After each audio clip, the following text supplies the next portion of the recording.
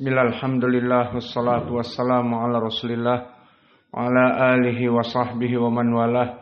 Wa ashhadu an la ilaha illallah wahdahu la syarikalah wa ashhadu anna muhammadan abduhu wa rasuluh, amma ba'd.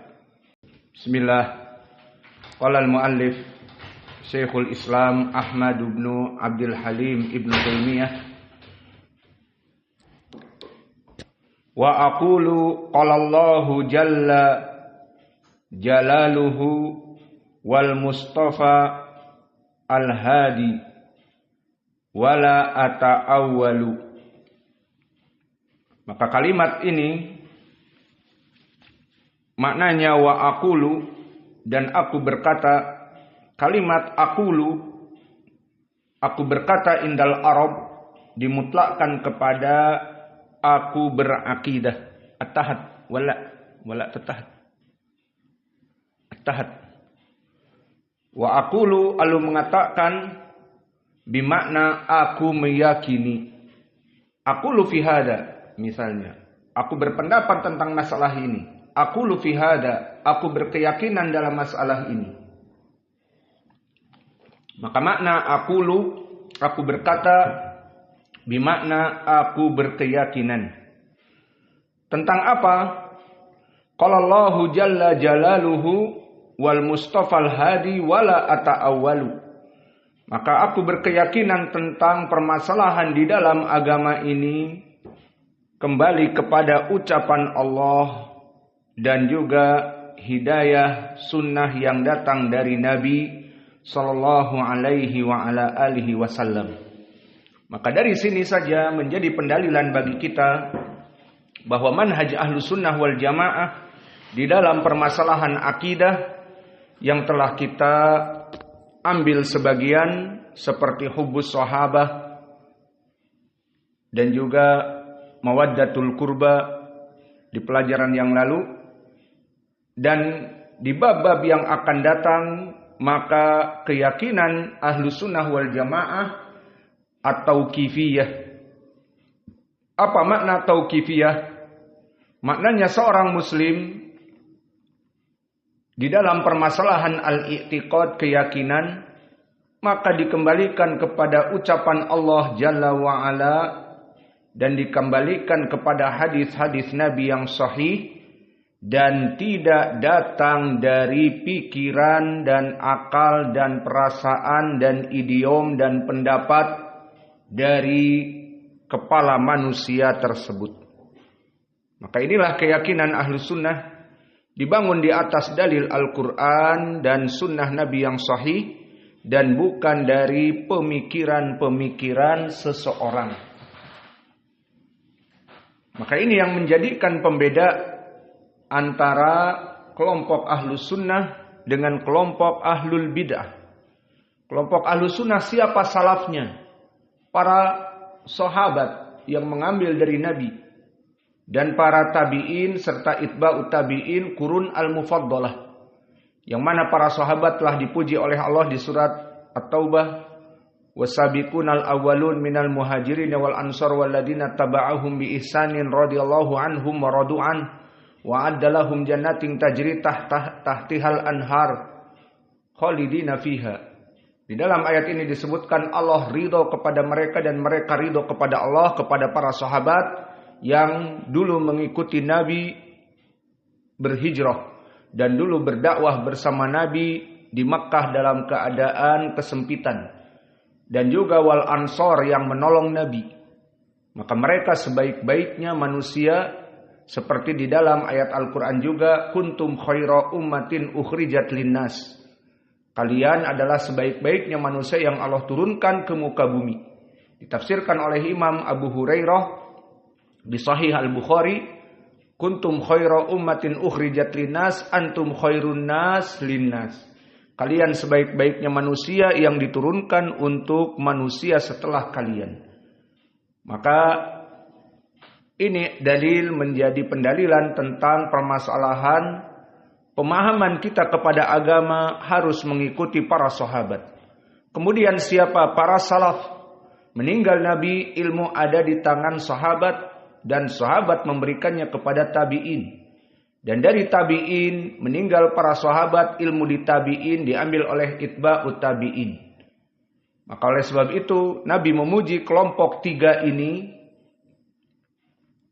di dalam hadis-hadis yang mutawatir, khairun nas qarni, summa ladina yalunahum, summa ladina yalunahum. Sebaik-baiknya manusia adalah dari kelompokku, kemudian dari sahabatku, kemudian yang setelahnya dari para sahabat dan tabi'in, kemudian yang setelahnya dari para itba'ut tabi'in. Maka 3 kurun ini kurun yang mulia.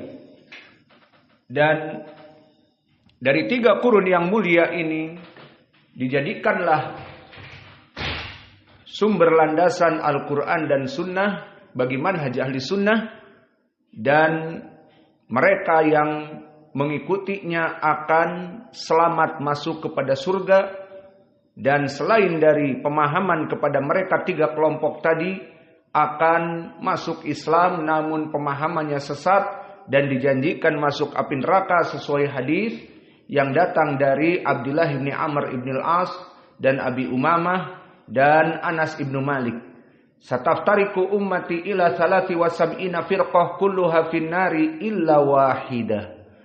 Akan terpecah kaum muslimin menjadi 73 kelompok.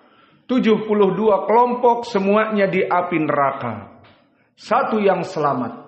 Ditanya oleh para sahabat kepada Nabi, siapa mereka yang selamat ya Rasulullah? Ma'ana alaihi wa ashabi. Di riwayat Abi Umamah dan Anas, hum sawadul a'dham. Hum al-jamaah, ahlu sunnah wal jamaah. Poinnya di sini, siapa mereka yang selamat, yang satu masuk surga tanpa masuk api neraka dulu? Mereka yang memegang agama Islam dari para salafus soleh. Sesuai pemahaman Nabi yang diikuti oleh para sahabatnya dan juga para tabi'in dan itba'ut tabi'in. Ini yang selamat. Adapun selain itu maka mereka dalam keadaan the wrong path, salah jalan, meskipun notabene ngaku Islam. Lalu mereka siapa? Seperti kelompok selain ahlu sunnah. Baik kelompok Asy-Syiah, baik kelompok As-Sufiyah, baik kelompok Ikhwanil Muslimin, baik kelompok Jama'atut Tabligh, baik kelompok Al-Khawarij, baik namanya ISIS di zaman now atau sebelumnya di zaman Nabi Al-Khawarij, di zaman Ali Al-Khawarij, ataupun di zaman sebelum ISIS yang namanya banyak. Kalau di Indonesia N11, DITII dan yang lainnya, atau yang di sebelah kita LDII yang manhajnya hampir sama seperti itu. Barang siapa yang tidak membaiat kepada imam yang ada pada mereka maka kafir, mengkafirkan kaum muslimin. Maka ini semuanya masuk kepada 72 golongan yang salah jalan tadi, yang sesat. Hanya satu yang masuk kepada surga langsung. Maka di sini kenapa mereka kelompok ahli sunnah selamat dan langsung masuk kepada surga dan tidak mampir kepada api neraka dulu? Karena keyakinan mereka kembali kepada Al-Quran dan kembali kepada sunnah yang sahih dengan pemahaman para sahabat, tabi'i, serta itba'at tabi'in. Maka ini yang diinginkan dengan pembahasan kita. Sehingga semua keyakinan tentang sifat-sifat Allah, bahwa Allah mempunyai tangan, Allah berada di mana, ini sesuatu perkara yang sering disalahkan oleh kelompok-kelompok Al-Asy'ariyah ataupun Al-Mu'tazilah tentang zat Allah ada di mana.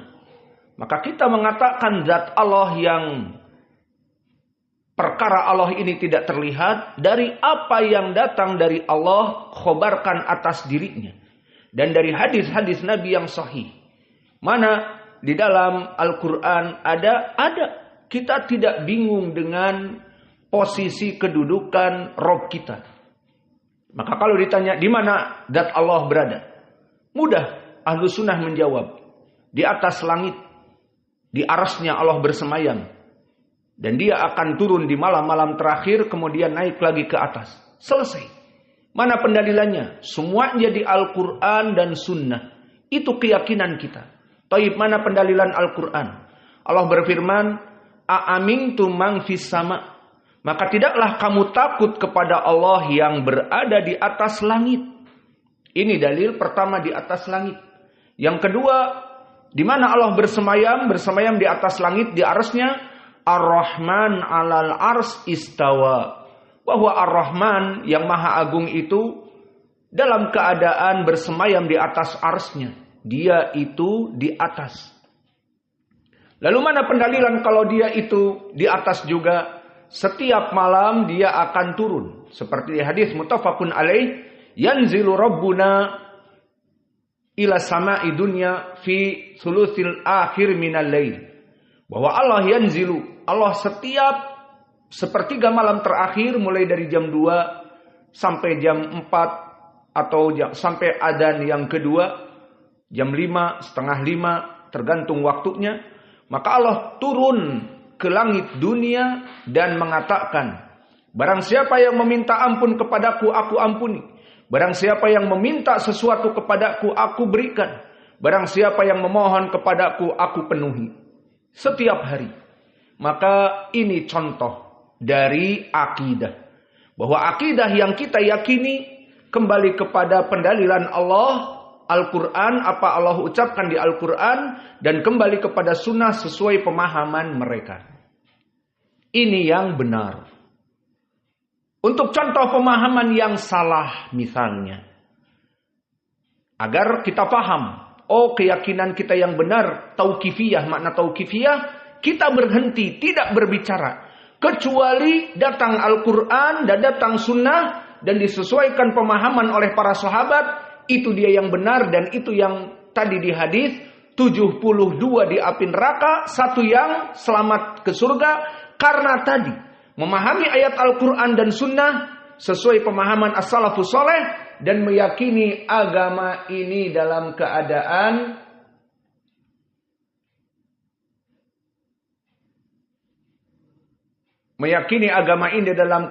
pemahaman Al-Quran dan sunnah.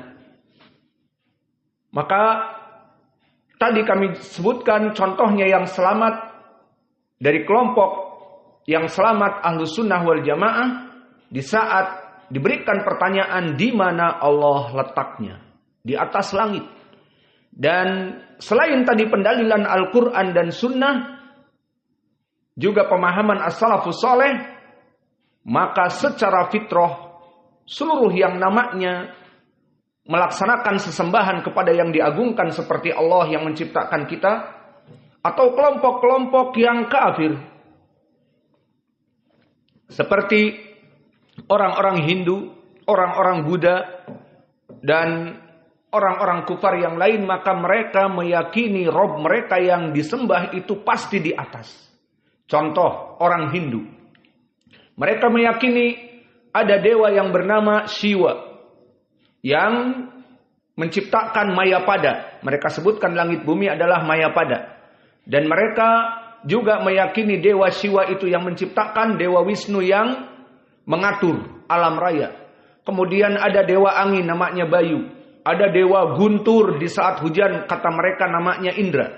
Ada dewa mentari namanya Dewa Surya. Ada dewa pengetahuan namanya Dewa Ganesha. Seperti ITB di Jalan Ganesha di Bandung. Ya, nomor 10. Jalan Ganesha nomor 10. Kemudian juga dewa kesembuhan, Dewa Aswin. Kemudian Dewi Sri, Dewi Padi kesuburan, dan seterusnya. Di saat ditanya, di mana Dewa Shiva dan Dewa Brahma, Dewa Api? Di mana Dewa Brahma? Di mana Dewa Wisnu?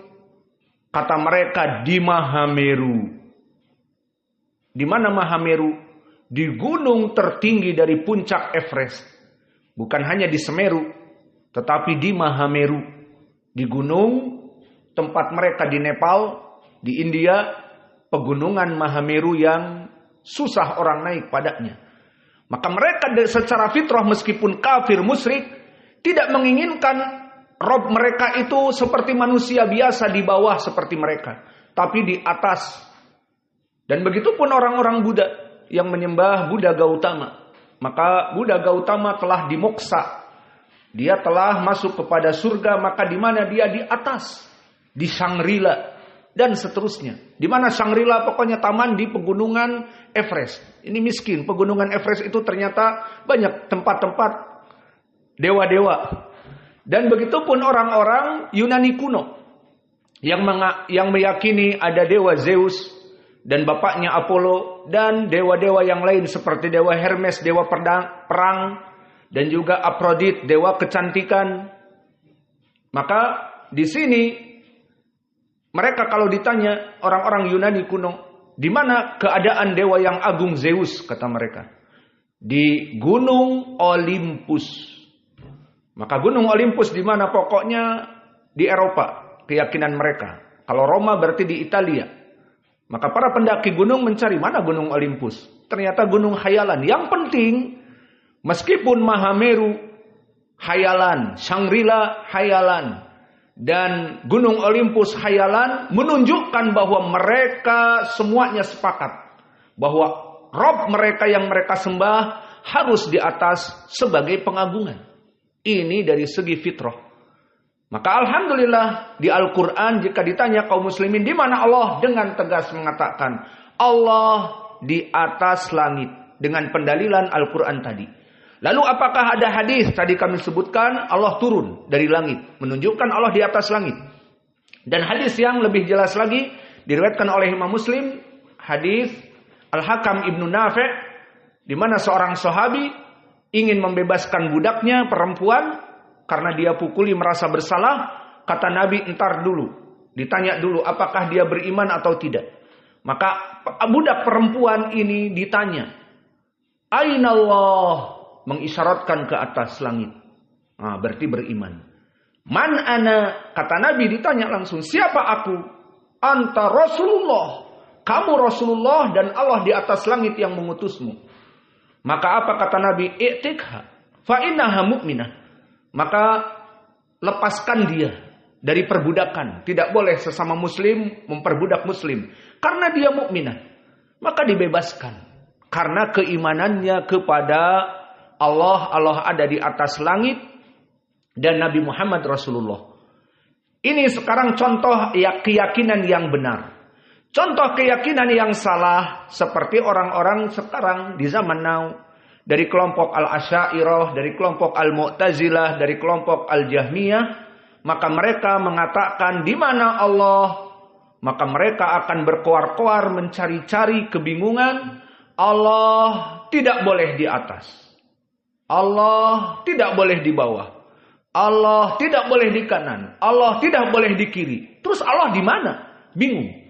Akhirnya mereka mengatakan juga Allah fi kulli makan. Allah di berbagai tempat. Berarti Allah bersama kamu. Ya, Allah di berbagai tempat. Maka ini penghinaan kepada Allah jika Allah bersemayam di muka bumi ini seperti kita bersemayam. Katanya Allah dimanapun kamu berada. Karena mereka memahami dari ayat-ayat Allah itu bersama melihatmu. Dimanapun kamu berada Allah mengetahuimu. Ini ilmunya bukan zatnya. Maka mereka salah kaprah kepada pendalilan ayat-ayat bahwa innallaha ma'akum haitsuma kuntum. Allah selalu bersama kalian dimanapun kalian berada. Ini ilmunya, maknanya Allah melihat kamu dimanapun kamu berada. Ada yang maling uang, Allah tahu. Ada yang maling dari sawit, Allah tahu. Ada yang maling dari ngederes karet diambil, Allah tahu. Itu maksudnya ilmunya.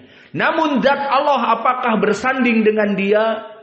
Maka orang-orang yang tidak selamat jalannya tadi mengatakan Allah tidak di atas, tapi Allah di bawah. Ini penghinaan. Orang-orang kafir saja tadi mengatakan Wisnu, dewa mereka di atas. Dan Zeus, dewa mereka di atas. Dan Buddha bermoksa di Shangri-La di atas. Namun mereka Muslim tidak mengagungkan Allah. Di mana Allah tidak boleh di atas? Di mana Allah di mana-mana? Akhirnya ucapan ini menghinakan Allah. Karena jika Allah di mana-mana, berarti itu ada tempat sampah tuh yang kotor. Allah ada di situ. Itu ada septic tank setiap masjid, setiap rumah ada septic tank. Kan kamu bilang Allah di mana-mana, Allah ada di situ. Maka Allah dihinakan dengan pemikiran tadi. Maka ini pemikiran dari mana? Bukan dari Al-Quran dan bukan dari sunnah.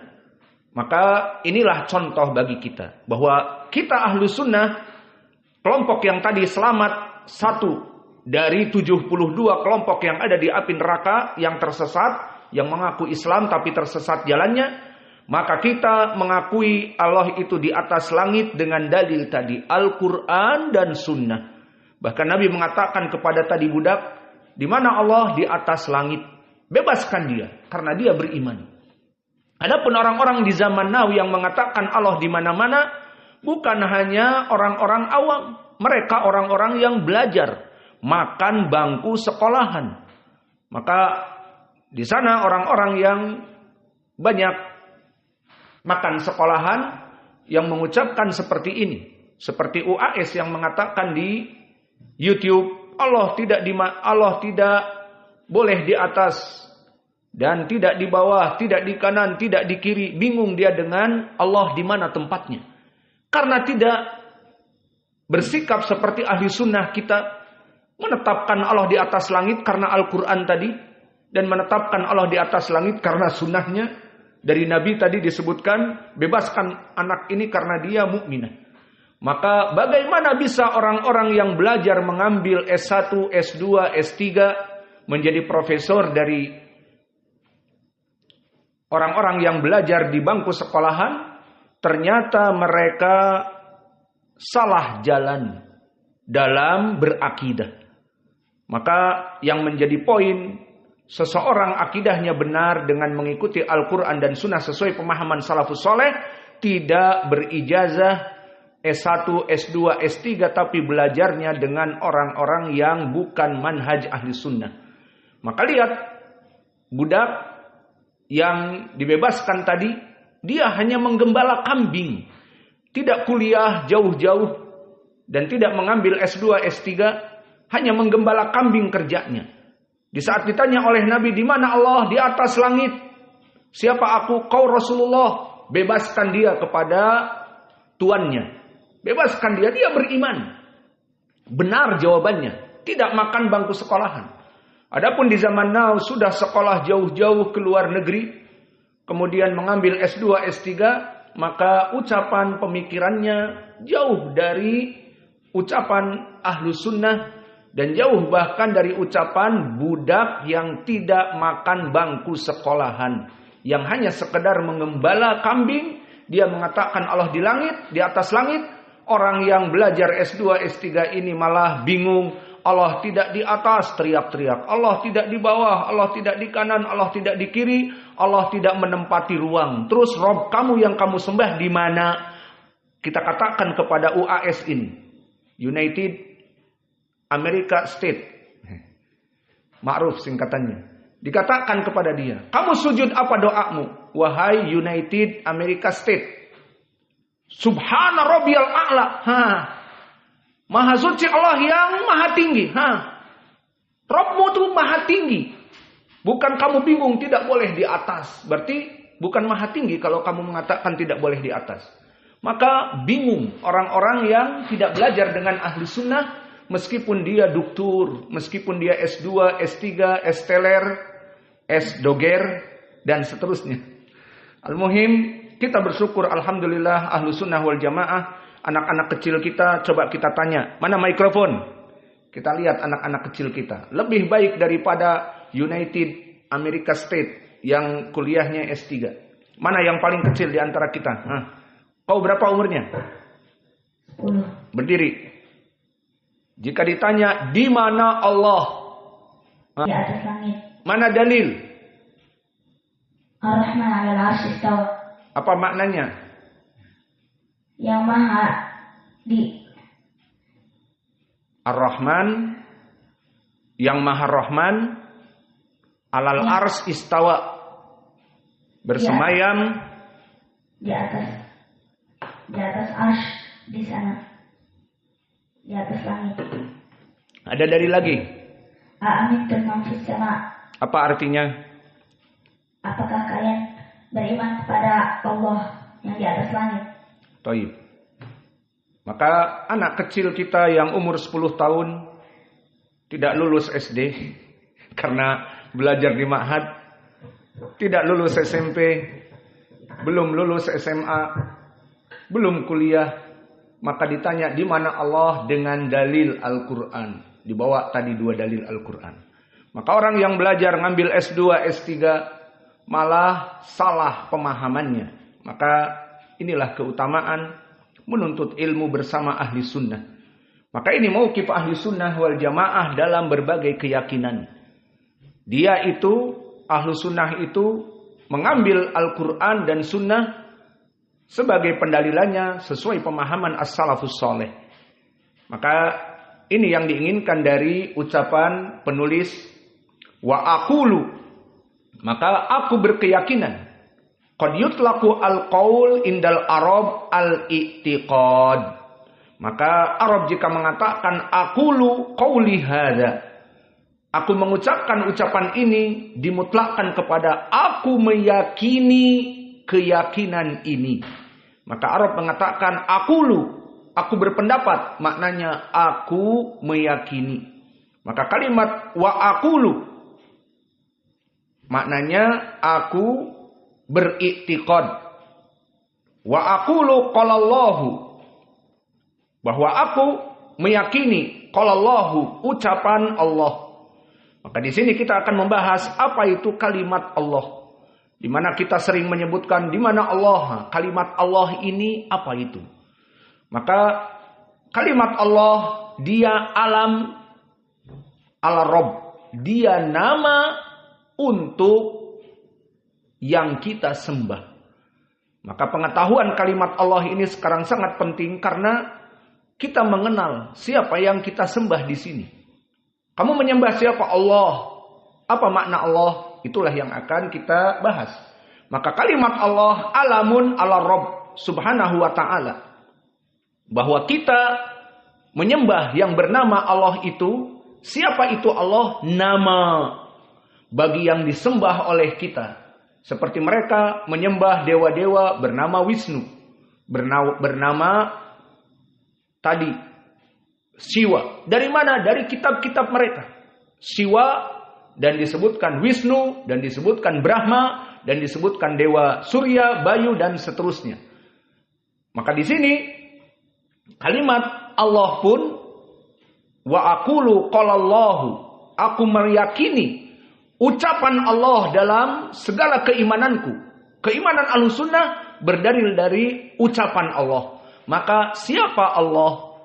Maka Allah itu adalah alamun ala Ar-Rabb subhanahu wa ta'ala. Maka kalimat Allah dia nama untuk yang kita sembah, yang mengatur kita, yang memberikan rizki kepada kita, yang menciptakan kita dan semua yang ada di muka bumi ini. Lalu kalimat Allah ini dari mana kita mengambilnya? Apakah dari bahasa Minang? Atau apakah dari nama-nama yang diambil dari bahasa daerah? Maka jawabnya tidak. Kama samallahu dzalika ala nafsih. Kalimat Allah ini berasal dari penamaan Allah sendiri di Al-Quran. Jadi kalau kalian ingin mengenal Allah, kembalilah kepada Al-Quran. Di Al-Quran terdapat bahwa Allah memberikan nama untuk dirinya banyak di berbagai tempat. Contohnya Allah berfirman, di saat Allah mengatakan kepada Nabi Muhammad, katakan kepada kufar Quraisy, yang mana mereka menyekutukan Allah, menyembah Allah dan juga menyembah Lata, Uzza, Manah dan Hubal. Maka katakanlah wahai Muhammad, man yarzuqukum minas samawati wal ard. Katakanlah kepada mereka wahai Muhammad, kepada kufar Quraisy, siapa yang memberikan rizki dari apa yang di langit dan dari apa yang ada di bumi? Qul Allah. Maka katakanlah kepada mereka, dialah Allah. Maka Allah memperkenalkan dirinya. bahwa namanya Allah. Dan di ayat yang lain di surat Yunus Allah berfirman, "Qul may yarzuqukum minas sama'i wal ard amma yamliku sam'a wal absar wa man yukhrijul hayya minal mayyiti wa yukhrijul mayyita minal hayy wa man yudabbirul amra fasayaquluna Allah faqul afala tattaqun." Maka katakanlah wahai Muhammad kepada mereka orang-orang kufar Quraisy yang menyembah Lat, Uzza, Manah dan Hubal yang dianggap mereka itu bagaikan Allah. Katakanlah, wahai orang-orang musyrik kafir dari kelompok Quraisy dan Arab, siapa yang memberikan rizki dari langit dan di bumi, dan yang juga memiliki pendengaran dan penglihatan, dan yang juga melahirkan dan mematikan, maka siapa juga yang mengatur rizki atas semua yang ada di muka bumi ini, fasayaquluna, maka mereka wahai Muhammad akan mengatakan Allah. Lihat, orang-orang kafir Arab, mereka menyebut Allah, namun mereka melaksanakan kesyirikan menyembah Lat, Uzza, Manah dan Hubal dan patung-patung berhala yang lainnya. Namun poinnya, Allah mengilhamkan kepada mereka, siapa yang menciptakan rizki dan mengatur alam raya, fasayaquluna, mereka akan mengatakan Allah. Faqul afala tattaqun, lalu smashlah dia, wahai Muhammad, mereka itu. Lalu kalau engkau meyakini Allah, kenapa kalian tidak menyembahnya hanya satu, tapi kalian menyembah Allah dan menyembah patung-patung dan berhala-berhala yang lain? Maka dari dua ayat ini saja contoh bahwa Allah Jalla wa'ala telah menamakan dirinya bahwa dia Allah. Dan juga di ayatul kursi, Allahu la ilaha illahu al-hayyu al-qayyum. Maka dialah Allah yang tidak ada sembahan yang hak kecuali dari dia. Maka ini 3 ayat. Dan di ayat-ayat yang lain banyak. Katakanlah aku adalah Allah. Katakanlah aku adalah Allah. Maka kita berkenalan dengan Allah. Siapa namanya? Allah sebutkan di dalam Al-Quran yang banyak bahwa dia adalah bernama Allah. Lalu kalau ditanya, di bahasa Arab itu mempunyai makna dari nama-nama seperti Muhammad diambil dari Humida, yang dipuji. Maka Nabi Muhammad tidaklah dinamai Muhammad karena dia yang terpuji. Contohnya seperti itu. Nah begitupun lalu Allah dari apa diambil? Dari nama Allah itu di Arab apa asalnya? Maka kalimat lafzul jalalah Allah mustaq minal ilah. Dia diambil dari kalimat ilah, yakni al-ma'bud, yang disembah. Maka kalimat Allah itu berasal dari yang disembah. Maka oleh sebab itu di dalam surat Al-An'am Allah mengatakan atas dirinya, wa huwallahu fis samawati wa fil ardi. Wa huwallahu, maka dia adalah Allah yang bermakna disembah. Wallahu, maka dia adalah Allah, Allah fis samawati wa fil ardi, yang disembah di langit. Siapa? Malaikat menyembah Allah. Dan yang di atas bumi, semua manusia dan jin, mereka menyembah Allah. Maka ayat ini di dalam surat Al-An'am, lihat nanti, wa huwallahu, maka dialah Allah. Yang mana sifatnya tadi Allah itu apa? Yang disembah bagi mereka yang di atas langit, para malaikat, dan bagi mereka yang di atas bumi, manusia dan jin, semuanya menyembah Allah. Maka Allah maknanya adalah yang disembah. Maka inilah dari makna lafzul jalalah Allah, bahwa dia adalah yang disembah. Lalu wa aqulu qalallahu, maka keyakinanku dalam beragama ini, dalam berbagai keyakinan tentang keyakinan hari akhirah, keyakinan tentang permasalahan nama-nama Allah dan di mana Allah dan yang lainnya, aqulu qalallahu, dari ucapan Allah kami ambil. Maka segala sesuatu diambil dari Al-Quran. Kenapa tadi orang ini teriak-teriak, Allah tidak di atas. Karena dia tidak mau mengambil Al-Quran.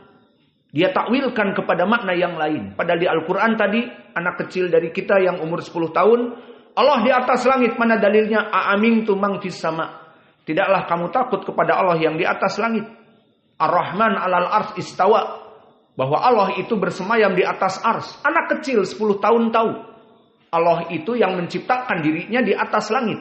Karena diajarkan oleh Allah di Al-Quran, maka di sini aqulu qalallahu, berkata Syekhul Islam di ilmiahnya, aku meyakini sumber keyakinan itu dari qalallahu, yang pertama dari ucapan Allah.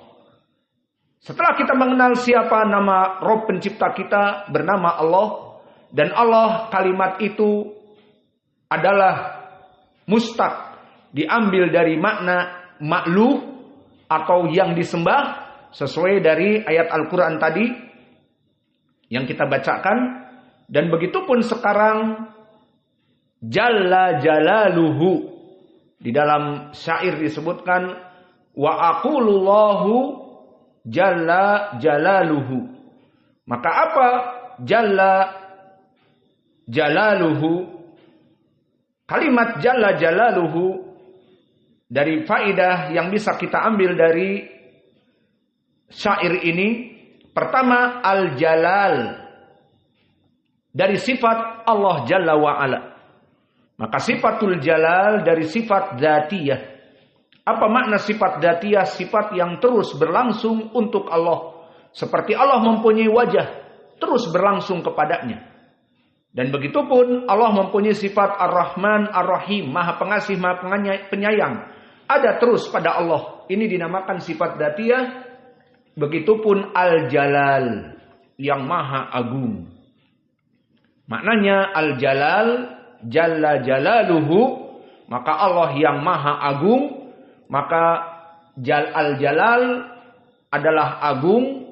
Itu adalah dari sifat Allah yang terus-menerus berada padanya.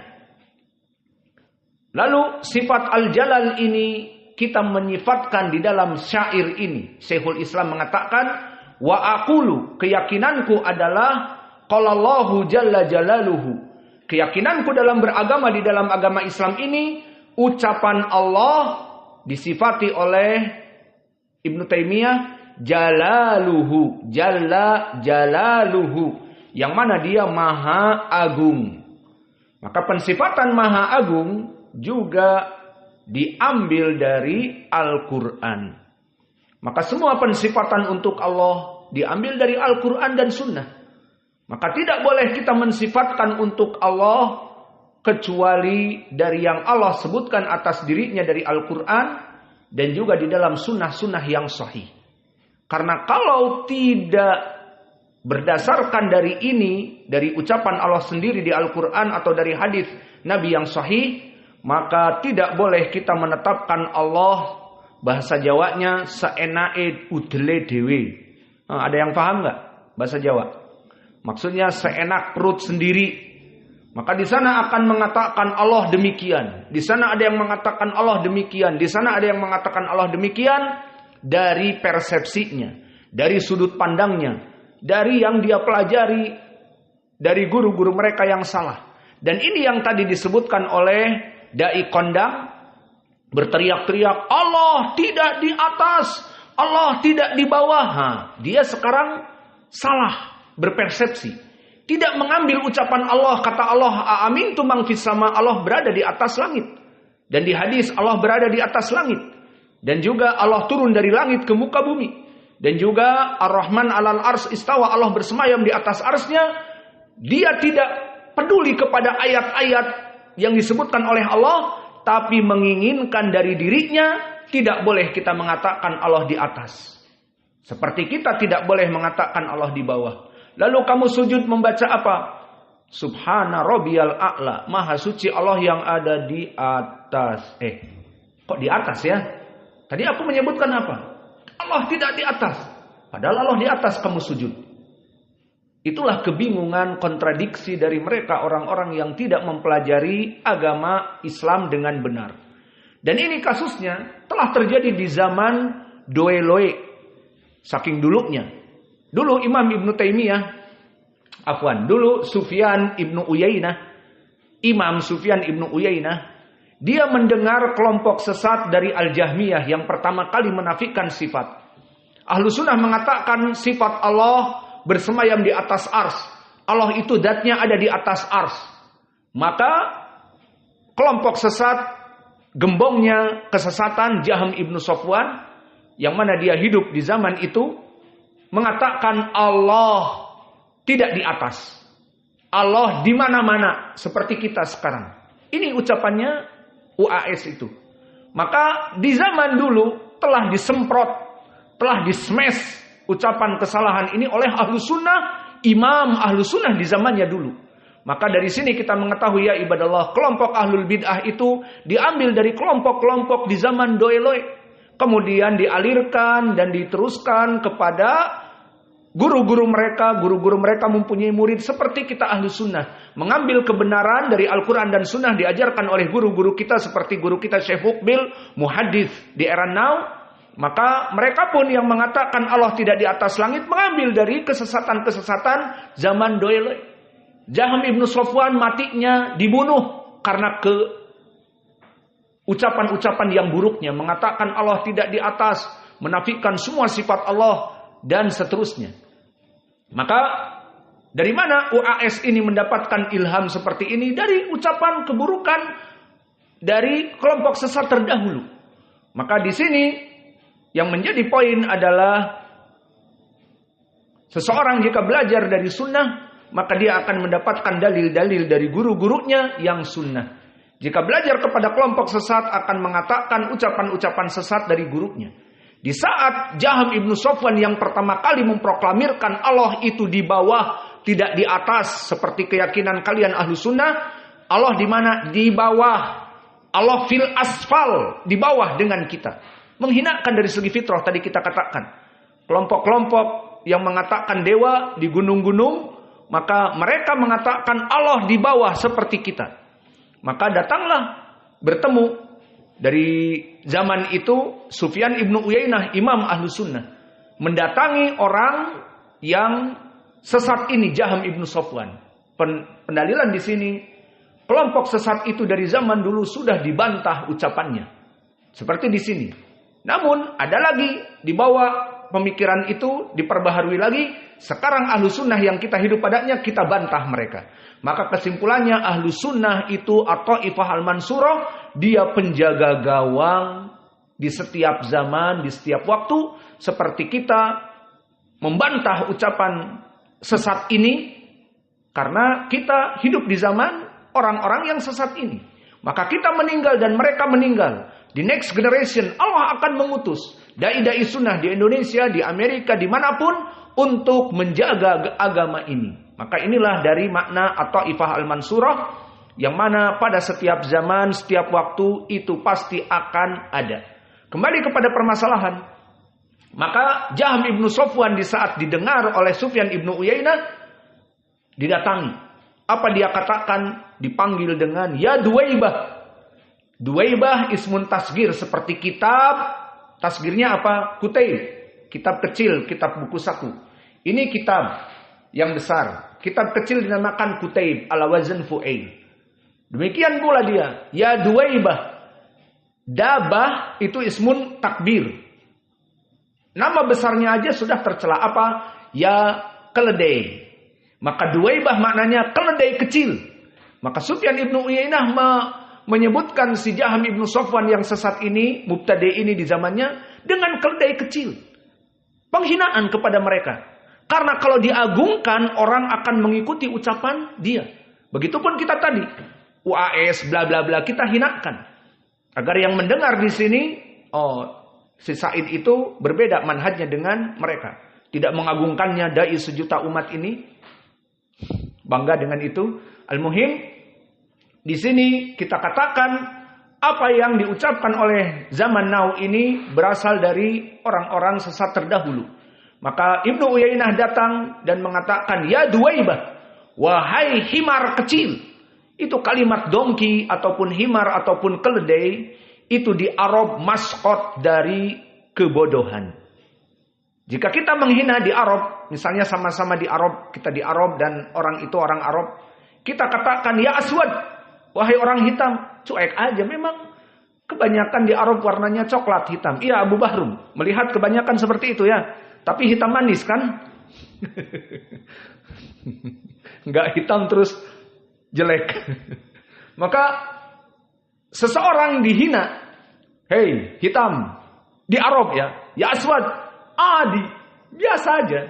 Atau dia misalnya tinggi, kurus kayak tiang listrik, ya tawil, orang yang kurus tinggi kayak tiang listrik, cuek aja. Karena apa? Berhubungan dengan badan siapa yang menciptakan. Bisa dia balikkan, maaf, kau sekarang menghina Allah. Allah yang menciptakan aku hitam, Allah yang menciptakan aku tinggi, kau menghina ciptaan Allah. Oh iya ya afwan, maaf. Ini biasa saja. Hei gemuk, misalnya, cuek aja. Emang gue gemuk? Bapak gue yang ngasih makan gue tiap hari sosis. Lu kurus krempeng, tiap hari lu Indomie terus. Misalnya. Maka biasa. Gemuk, kurus, hitam. Namun satu saja dia bicara. Apa? Ya himar, wahai keledai. Maknanya wahai dungu, wahai bodoh, wahai kalau di Indonesia dasar otak udang. Nah di sana ya himar, wahai keledai. Wah, bawa parang dia pulang. Apa tadi kau bilang? Tidak terima. Kenapa? Keledai itu maskot kebodohan. Mencela kepada akal, maka tidak diterima. Kelahi, dipukul, dan seterusnya. Kalau dia menyebut keledai. Ini Imam Ibnu Uyainah tidak hanya menyebutkan keledai. Ya Duwaibah, wahai keledai kecil. Keledai yang belum dewasa, lebih hina lagi. Maksudnya di sini seperti itu. Maka wahai Duwaibah, wahai keledai kecil, engkau mengatakan Allah itu tidak di atas tapi di bawah? Iya. Apa bacaan kamu saat sujud?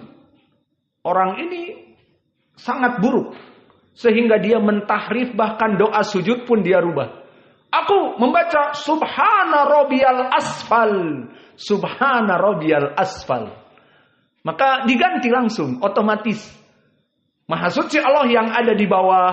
Maha suci Allah yang ada di bawah. Karena keyakinan mereka Allah di bawah. Tidak di atas seperti kalian kaum ahli sunnah. Maka ahli sunnah apa yang kita baca? Subhana Rabbiyal A'la. Maka kita sama, ucapan ini kita berikan kepada United States Amerika, UAS, United America State. Kamu mengatakan Allah tidak di atas. Apa kamu sujud di saat kamu baca? Subhana Rabbiyal A'la.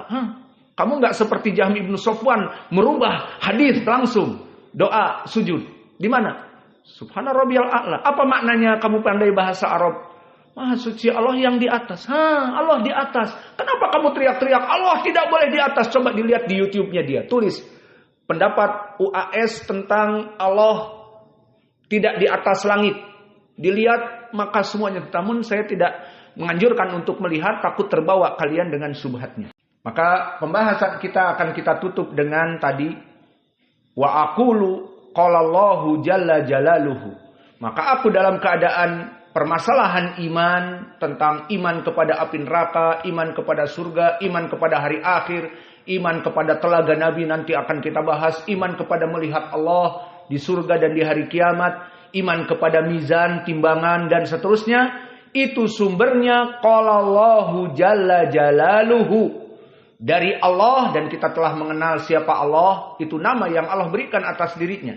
Kemudian pembahasan kita tutup dengan kalimat Jalla Jalaluhu. Maka Jalla Jalaluhu adalah penetapan sifat untuk Allah yang Allah sebutkan di Al-Quran bahwa dia itu Al-Jalal.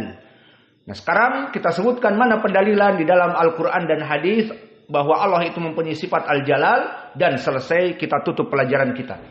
Maka Allah menyebutkan untuk dirinya Al-Jalal, sehingga kita mensifatkan Allah sifat Al-Jalal yang maha agung, maha besar, seperti Al-Jalal sangat agung.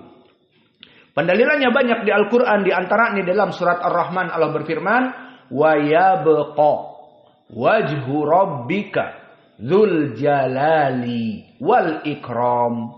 Maka pada hari kiamat semuanya mati. Tidak ada yang tersisa kecuali wajah Allah yang mempunyai keagungan. Dzul Jalali. Ini sifat Al-Jalal yang Allah sebutkan untuk dirinya. Maka kita tidak boleh seperti tadi orang yang kondang tadi, Allah mengatakan di atas langit, dia mengatakan Allah tidak di atas langit. Allah mengatakan dirinya, memperkenalkan dirinya. Aku ini di atas langit. Aamintu man fis sama Ar-Rahman 'alal arsy istawa. Dia mengatakan kepada manusia tidak boleh mensifatkan Allah di langit, tidak boleh juga di kanan, tidak boleh di kiri, bingung. Padahal Allah memperkenalkan dirinya di atas langit. Begitupun di sini. Jalla jalaluhu. Allah memperkenalkan atas dirinya sifat yang agung. Mana tadi pendalilannya di surat Ar-Rahman bahwa Allah itu jika terjadi hari kiamat semuanya mati, yang tersisa wajah Allah yang Maha Al-Jalal. Wa yabqa wajhu rabbika dzul jalali. Hanya tersisa wajah Allah yang mempunyai keagungan. Maka Allah itu mempunyai sifat agung. Di ayat yang lain Allah berfirman juga di Ar-Rahman, tabarakasmu rabbika dzil jalali wal ikram. Poin pendalilannya dzil jalali, mempunyai sifat yang agung. Maka ini pendalilan dari Al-Quran. Apakah ada pendalilan di dalam hadis? Maka kita katakan dalil di dalam hadis banyak. Di antaranya hadis yang datang dari Anas ibnu Malik di kisah tentang syafa'ah al-uzma. Hadis muttafaqun alaih. Di saat para nabi dimintai oleh manusia, maka nanti di hari kiamat kelak kita akan dibangkitkan. Kafir, musyrik, mukmin, munafik, muslim, semuanya berkumpul laki-laki dan perempuan di padang mahsyar. Allah biarkan begitu saja. Dalam keadaan apa? Kepanasan di bawah terik matahari yang diturunkan 1 mil, seperti hadis Al-Miqdad Ibnul Aswad yang diriwayatkan oleh Imam Muslim, tudna syamsu ala ru'usil khalaik bimiqdari mil. Diturunkan di padang mahsyar itu matahari hanya sejarak 1 mil. 1 mil adalah 1 kilo tambah 200, 1,2 kilo. Panaslah. Antum lihat di siang hari di Darmasraya. Setelah kita zuhur, maka kita keluar misalnya, jadi ireng. Wajah kita hitam, tangan kita hitam kalau naik motor. Maka kepanasan. Berapa jarak matahari? Jauh. Pernah dulu belajar di IPA berapa? 1.400.000.000 kilometer. Siapa yang ngomong gini? Di ilmu IPA. Dulu ingat. Nah, pernah mereka ngukur. Pakai ukuran apa? Al-muhim ini katanya jaraknya segitu. Bagaimana di mahsyar jaraknya hanya 1 mil, 1 kilo, 200. Di hadis disebutkan manusia kepayahan. Di antara mereka akan mencucurkan keringat. Di antara mereka keringatnya sampai kepada betisnya, kepada lututnya, kepada pinggangnya, bahkan sampai tenggelam dari keringatnya, berenang-renang, mencari udara dari keringatnya. Maka panas yang menyengat itu tidak diketahui sampai kapan. Semua manusia yang dalam keadaan alhamdulillah amalannya mungkin banyak, tetapi tetap dalam keadaan seperti itu, kepanasan, mereka berkumpul meminta syafaat. Bagaimana kalau kita pergi kepada para nabi untuk meminta syafaat? Maka poin pendalilannya, mereka pergi kepada para nabi dan tidak bisa diberikan syafaat. Pergi kepada Nuh. Ini kita singkat saja. Tidak bisa. Nuh mengatakan nafsi-nafsi idhabu ila ghairi. Permasalahan ini sendiri-sendiri saja. Aku malu kepada Allah. Dulu aku meminta anakku untuk dimasukkan kepada Islam. Padahal dia penyembah berhala dan sudahlah. Datang kepada Adam. Adapun malu. Dan mengatakan kamu tidak tahu bagaimana Allah murka. Allah mengatakan fala taqrabu hadhihi syajarah. Fala taqraba hadhihi syajarah. Jangan kalian Adam dan Hawa mendekati pohon ini. Aku malah memakannya. Maka Allah murka, menurunkan aku dari surga. Nafsi-nafsi, idhabu ila ghairi. Pergi kepada nabi-nabi yang lain. Datang kepada Nuh, datang kepada Musa, datang kepada Isa, datang kepada Ibrahim, datang kepada Nabi Muhammad, baru dijawab. Maka poinnya Nabi Muhammad yang menunjukkan Nabi Muhammad adalah Nabi yang sangat agung. Maka dia sujud, meminta kepada Allah. dengan memuji nama-nama Allah. Kemudian dikatakan oleh Allah, "Qum ya Muhammad, sal tu'tah wasfa tusyaffa." Minta apa yang kamu inginkan, wasfa tusyaffa. Maka kamu meminta syafaat, aku akan memberikan syafaat untukmu. Maka kemudian dikeluarkanlah dari beberapa kaum muslimin dan dikeluarkan lagi kaum muslimin. Kemudian Allah mengatakan, qala la ilaha illallah fayaqul wa izzati wa jalali wa kibriyai wa azamati la ukhrijanna minha man qala la ilaha illallah. Maka Nabi terus mengeluarkan dari api neraka umatnya, dari kaum muslimin. Kemudian setelah itu mengatakan la ilaha illallah wa izzati wa jalali. Maka demi Allah yang tidak ada berhak untuk disembah, demi ke jalali, ini poin pendalilannya, demi keagunganku, maka aku keluarkan apa yang engkau berikan tadi syafaah, aku keluarkan semua dari umat kaummu, kaum muslimin. Ini pendalilan hadis muttafaqun alaih dari Anas, bahwa Allah mengatakan wa jalali, di mana dia bersumpah dengan sifat jalal. Maka ini menunjukkan Allah mempunyai sifat jalal. Dan yang terakhir di hadis yang diriwayatkan oleh Imam Malik ataupun diriwayatkan juga oleh Imam Muslim, bahwa Nabi Muhammad sallallahu alaihi wasallam mengatakan, Allah berkata di hari kiamat, ainal mutahabbina bijalali, ainal mutahabbina bijalali, udilluhum yauman la dhilla illa dhilli. Maka poin pendalilannya, Allah akan mengatakan di hari kiamat, di saat manusia kepanasan di padang mahsyar, maka Allah mengatakan ainal mutahabbin, ainal mutahabbuna bijalali. Mana dulu orang-orang yang saling bersahabat dan saling bekerja sama di dunia karena jalali, karena untuk keagunganku. Udiluhum yaumun la dhilla illa dhilli. Aku akan menaungi mereka di mana pada hari kiamat itu tidak ada naungan kecuali dari naunganku. Maka ini poin pendalilan bagi kita ambil faedah dari hadis ini. Allah mengatakan, siapa dulu di dunia yang saling mencintai karena keagunganku, bijalali. Ini poin pendalilannya. Kenapa aku akan melindungi mereka di hari kiamat, di saat terik matahari tadi disebutkan, aku lindungi di bawah ars Allah dalam keadaan teduh. Di sini menjadi poin pendalilan, wahai saudara-saudaraku, di hadis ini menunjukkan barang siapa yang saling cinta kasih sesama kaum muslimin karena Allah, kita menjalin hubungan dengan para santri, dengan bapaknya para santri, dengan para pengurus, dengan semua kaum muslimin. Kita bertemu di sini di masjid karena Allah salat berjamaah, karena Allah menuntut ilmu, karena Allah proses belajar mengajar. Dan kita pun berpisah karena Allah. Maka itu di hari kiamat kita akan ditanya dan diseru.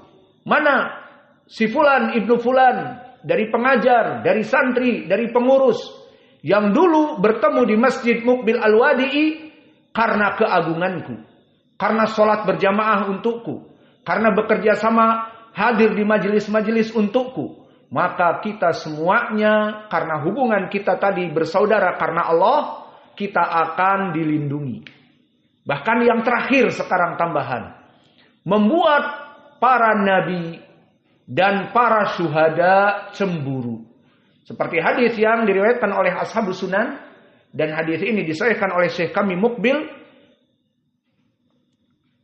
Fa innallaha yaqul fil jannah. Allah berkata di surga, di saat dikumpulkan kaum muslimin untuk melihat Allah, maka Allah mengatakan lil mutahabbina, bagi mereka orang-orang yang dulu di dunia saling mencintai karena keagunganku, agar Allah memberikan kepadanya makan-makan yang murtafe bin nur, tempat-tempat yang tinggi yang bercahaya.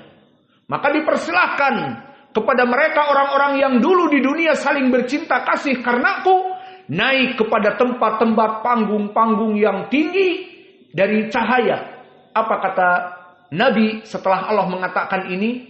Bahwa Allah mempersilahkan di surga itu tempat-tempat yang bercahaya tinggi. Maksudnya Allah persilahkan agar mereka yang hadir itu bermacam-macam. Ada nabi, ada siddiqun, ada syuhada, ada as-salihun, dan ada orang-orang yang biasa seperti kita, bukan nabi, dan seterusnya. Maka kata Allah, bagi mereka orang-orang yang saling mencintai dulu, bertemu di masjid, kerjasama, sholat berjamaah, menuntut ilmu, saling tolong menolong, saling memberikan apa yang dia berikan, dikarenakan Allah, maka kerjasama ini yang ada pada kita, maka kita bersyukur kita bekerjasama dalam kebaikan. Di hari kiamat Allah akan mengangkat mimbar-mimbar dari cahaya. Itu kata Allah, naiklah semuanya. Kemudian Nabi menyebutkan, yaghbituhumul anbiya wasyuhada. Maka para nabi akan melihat mereka ditinggikan derajatnya, cemburu. Para nabi yang dulu berdakwah seperti Nuh 950 tahun, tidak masuk Islam kecuali berapa saja dari kelompoknya. 950 tahun berdakwah. Dan juga nabi-nabi yang lain, Adam dan yang lainnya cemburu. Kenapa ini hanya sekedar kaum muslimin, bukan nabi seperti kami dan para syuhada yang meninggal berperang di sisi Allah, meninggal membuncah kepalanya atau ditusuk dan sebagainya, sakit, tapi karena Allah, pekerjaan yang luar biasa. Kedua mereka, para nabi dan para syuhada, mempunyai tempat yang tinggi. Tiba-tiba orang-orang seperti kita yang biasa misalnya dinaikkan kepada tempat-tempat yang tinggi. Karena apa? Karena kita saling mencintai karena Allah. Kita sebagai guru dengan murid mencintai karena Allah. Kita dengan pengurus mencintai karena Allah. Kita bekerja sama membuat masjid karena Allah. Kita melaksanakan apa saja karena Allah. Itu nanti di surga, sama-sama kita di surga, diangkat oleh Allah kedudukan kita yang saling mencintai karena Allah. Maka cemburu para nabi. Kedudukan yang tinggi. Kita nabi.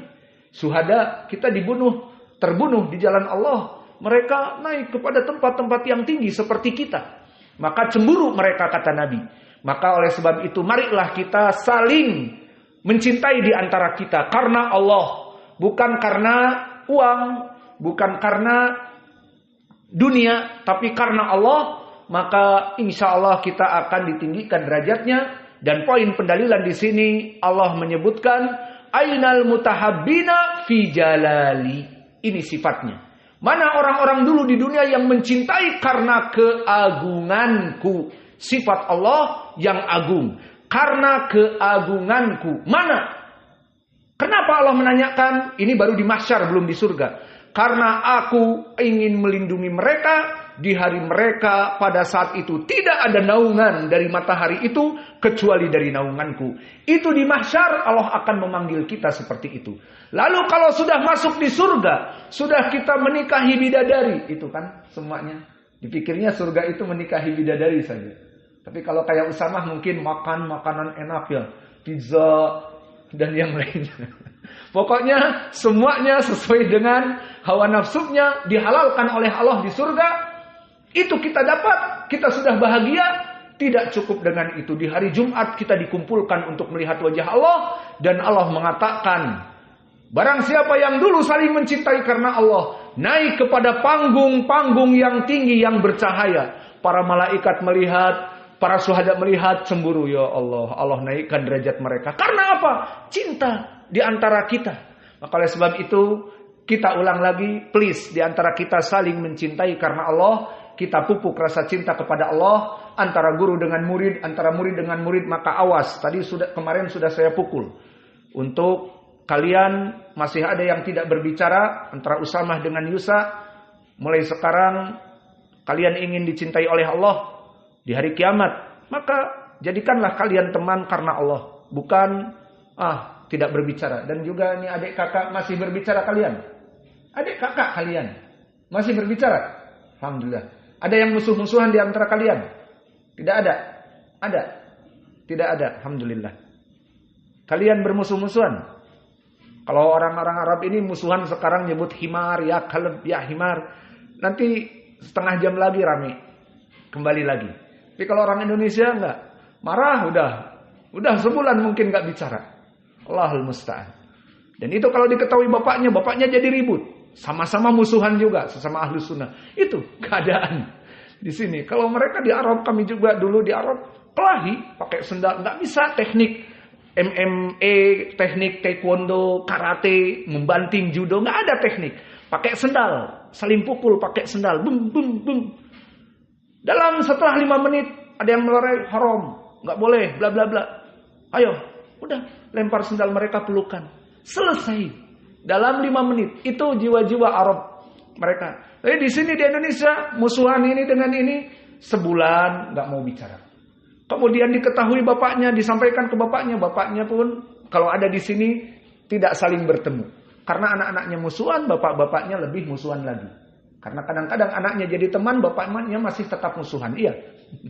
Allahul musta'an.